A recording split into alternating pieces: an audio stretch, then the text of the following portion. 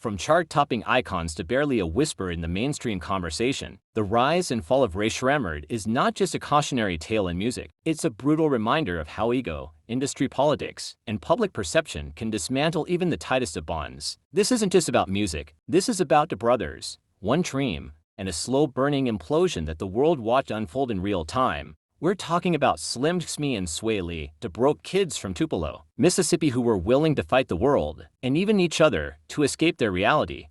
Before the glitz, the Grammys, and the groupies, they were just brothers with no gas, no heat, no bed, just a mic and some crazy-ass ambition. There's this wild story. Imagine this. Swae finding the biggest bully in the hood all because Swae stole his girl. That's the kind of loyalty they had. They'd skip school, sleep hungry, and crash in a house that wasn't even supposed to be lived in, just so they could keep laying down tracks. It wasn't about money, it wasn't about fame, it was about making it, about showing the world what the nobodies could become. And then came Mike Will Made It, the industry gatekeeper who heard something special, not in the polished voices, but in the raw hunger. He signed them to Eardrummers, and Rae Sremmurd, that's Eardrummers spelled backwards, was born. Boom, 2015. 2 words. No flex zone. Add no type and throw some mo to the mix. And just like that, these boys weren't underdogs anymore. They were trendsetters, sounding like nothing else in hip-hop at the time. They were playful, unpredictable, and magnetic. Rae Sremmurd was the life of the party, and the entire industry took notice. And then came Black Beatles. This wasn't just a hit.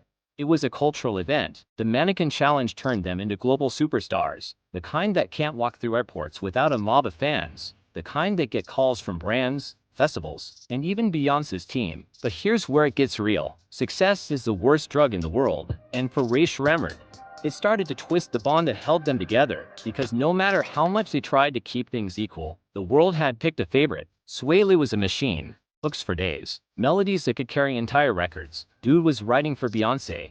French Montana was Khalifa. He was becoming the guy. And Swae, he was still there, still rapping, but the spotlight was fading. The world wasn't just ignoring him, it was mocking him. Memes, tweets, interviews that subtly hinted or loudly screamed that he was just the backup dancer in Swae's solo tour. Let's be honest, when you think unforgettable, you don't think French Montana, you think Swae's angelic voice on the hook. When Sunflower hit, it was Swae in post, no Swae in sight, and with every platinum plaque Swae earned solo, the gap grew wider. Fans started seeing Rae Sremmurd as a one-man show with a nostalgic backup act. Then came the boiling point. They dropped Senior 3mm, a triple album. 1 disc for Rae Sremmurd, 1 for Swae, 1 for Swae. It felt like a truce, but also a silent acknowledgement of what everyone already knew. They were going their separate ways. Soon after, Swae took to Twitter. Explosive, emotional, raw. I'm not Shrem life. I'm done. He aired it all out.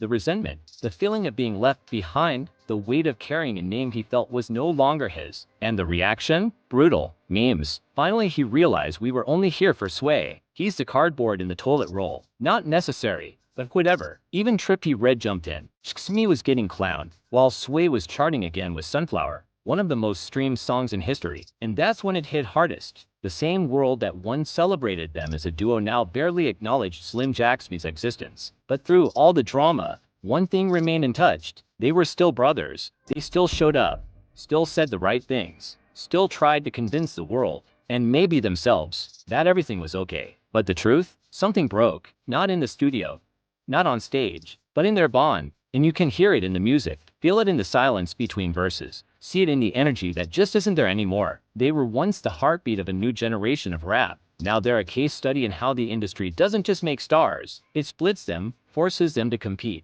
and leaves them to deal with the aftermath. Whether Rae Sremmurd ever bounces back is anyone's guess, but what's undeniable is that their story, from underdog heroes to industry ghosts, is one of the most compelling, painful, and real narratives hip-hop has seen in years.